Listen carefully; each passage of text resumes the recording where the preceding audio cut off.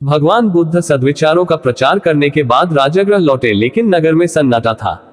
उनके अनुयायी ने उन्हें बताया, भगवान एक राक्षसी को बच्चों का मांस खाने की लत लग गई है। नगर के अनेक बच्चे गायब हो गए हैं।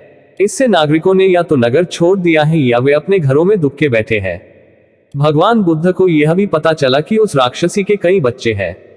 एक दिन बुद्ध राक्षसी की अनुपस्थिति में खेल के बहाने उसके छोटे बच्चे को अपने साथ ले आए। राक्षसी जब घर लौटी तो अपने बच्चे को गायब पाकर बेचैन हो उठी। सबसे छोटा होने के कारण उसका उस बालक से अधिक लगाव था।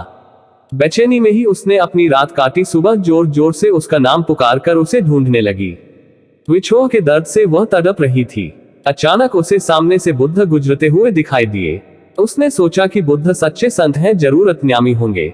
वह उनके पैरों में गिरकर बोली, भगवान मेरा बच्चा कहाँ है, यह बताइए। उसे कोई हिंसक पशु न खा पाए ऐसा आशीर्वाद दीजिए। बुद्ध ने कहा, इस नगर के अनेक बच्चों का तुमने खा लिया, कितनी ही इकलौती संतानों को भी तुमने नहीं बख्शा है। क्या तुमने कभी सोचा कि उनके माता पिता कैसे जिंदा रह रहे होंगे? बुद्ध के वचन सुनकर वह पश्चाताप की अग्नि में जलने लगी। उसने संकल्प किया कि अब वह हिंसा नहीं करेगी। भगवान बुद्ध ने उसे समझाया कि वास्तविक सुख दूसरों को दुख देने या दूसरों का रक्त बहाने में नहीं, अपितु उन्हें सुख देने में है। उन्होंने उसका बच्चा उसे वापस कर दिया। आपको महात्मा बुद्ध की यह पुस्तक भी पसंद आ सकती है। गौतम बुद्ध की दूसरी कहानी सुनाई जाएगी। महात्मा बुद्ध की सीख, एक स्त्री का एक ही बेटा था, वह भी मर गया तो रोती बिलखती वह महात्मा बुद्ध के पास पहुंची और उनके पैरों में गिरकर बोली, महात्मा जी आप किसी तरह मेरे लाल को जीवित कर दें। महात्मा बुद्ध ने उसके प्रति सहानुभूति जताते हुए कहा, तुम शोक न करो।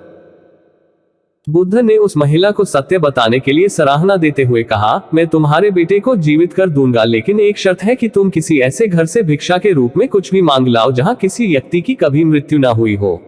उस स्त्री को कुछ तसल्ली हुई और दौड़कर गांव पहुंची। अब वह ऐसा घर खोजने लगी जहां किसी की मृत्यु न हुई हो। बहुत ढूंढा, लेकिन ऐसा कोई घर उसे नहीं मिला। वह निराश होकर महात्मा बुद्ध के पास आए और वस्तुस्थिति से अवगत कराया। तब बुद्ध बोले, यह संसार चक्र है, यहाँ जो आता है उसे एक दिन अवश्य ही जाना पड़ता है।